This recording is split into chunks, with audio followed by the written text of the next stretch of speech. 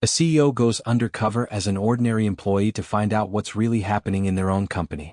But they will discover much more than they expected, and this experience will change not only their life but also the lives of many others.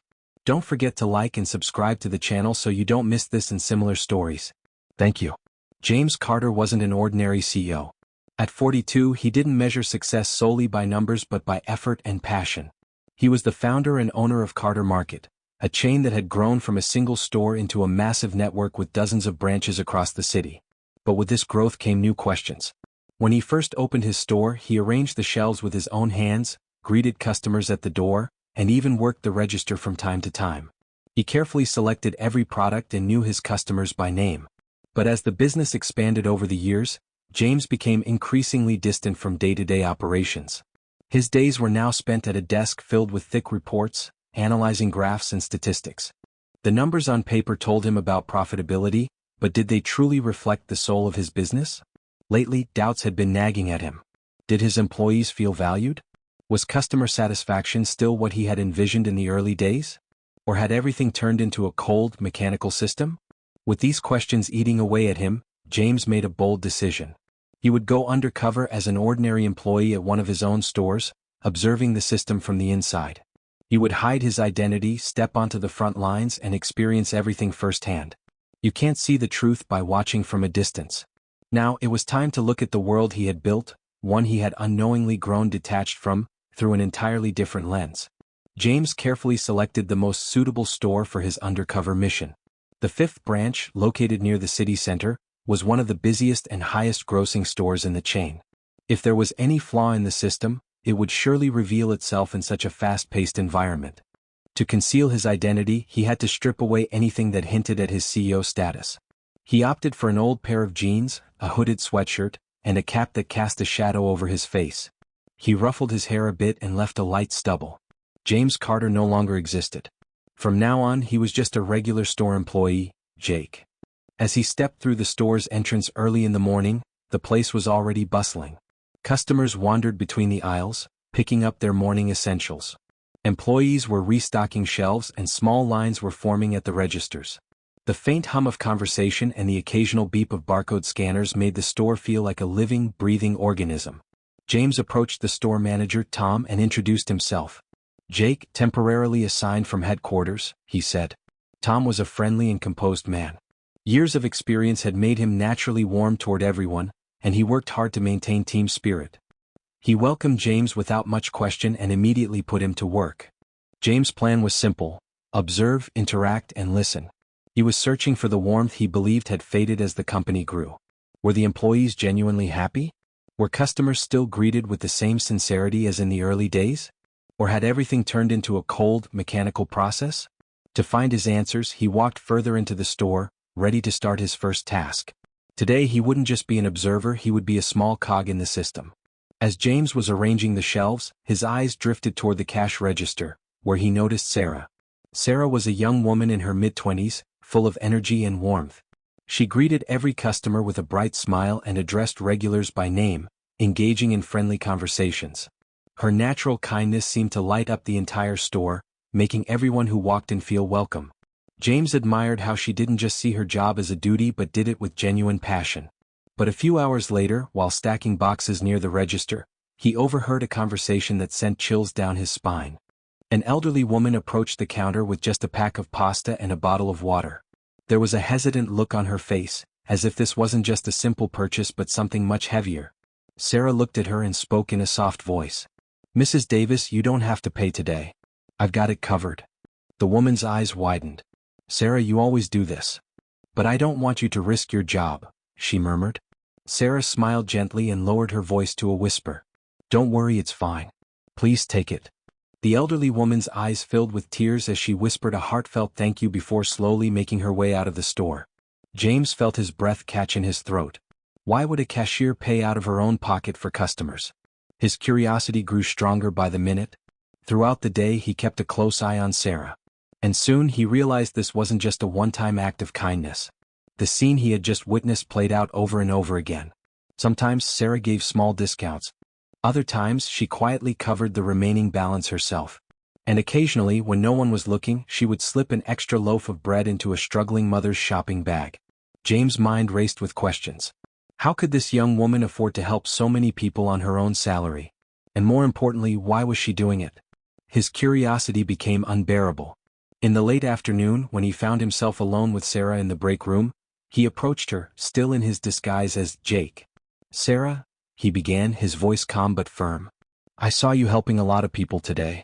Why do you do it?" Sarah looked surprised at first, but then a sincere expression settled on her face. She lowered her head slightly, took a deep breath, and answered honestly. "Jake, some of the people who come here are really struggling," she said. "Mrs. Davis lost her husband last year, and her pension isn't enough to cover her needs. There's also a mother who comes in with her little kids. Sometimes she can't even afford the basics. If a pack of pasta or a loaf of bread can make their day a little easier, then it's worth it." She held his gaze and continued, her voice steady. "I don't think I'm doing anything extraordinary. But seeing that small smile on their faces is enough for me." James felt a lump in his throat. He didn't know what to say in the face of such simple yet profound kindness. As a CEO, how many reports had he read? How many meetings had he attended? How many analyses had he reviewed? But what this young woman was doing, without hesitation, without expecting anything in return, was more real than any chart or statistic he had ever seen. At that moment he realized something invaluable. He had just witnessed one of the most important values of his company, something that couldn't be measured by numbers. Sarah's kindness was far greater than anything that could be recorded on a spreadsheet. The next morning, just like the day before, James arrived at the store early. As he continued his undercover mission, he wanted to engage more with the employees and truly step into their world. This time he wouldn't just observe, he would listen. Down in the storage room, he struck up a conversation with Henry, a middle-aged man who had been working at the store for years. Henry was well respected and trusted, always looking out for everyone. At one point, he let out a deep sigh and turned to James, saying something unexpected. "Sarah's life is a lot harder than you think, Jake." James immediately focused in. "Her mother passed away when she was little," Henry continued. "She took care of her younger sister alongside her father. But 2 years ago she lost her father to illness too. Since then she's been on her own, working, trying to put her sister through school. She never takes time for herself. She's always thinking about others." James froze. He had seen Sarah as someone who was always smiling, full of energy, and eager to help. But behind that warmth was a burden she carried silently, never letting anyone see the weight of it.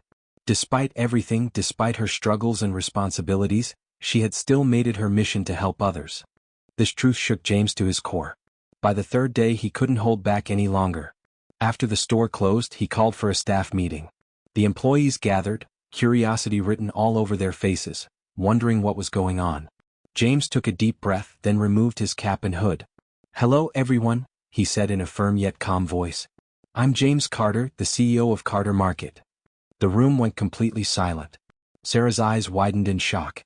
Henry, Tom, and the others exchanged stunned glances. No one made a sound. James continued, "For the past few days I've been working here undercover. I wanted to see for myself what's really happening in my stores. But this wasn't just about observation, it became an incredible lesson for me." He turned his gaze to Sarah. "Sarah, your kindness and generosity have deeply moved me. What you do for the customers, with no expectation of anything in return, hasn't gone unnoticed." Sarah's face flushed. She lowered her head slightly, overwhelmed, but her expression was now filled with emotion.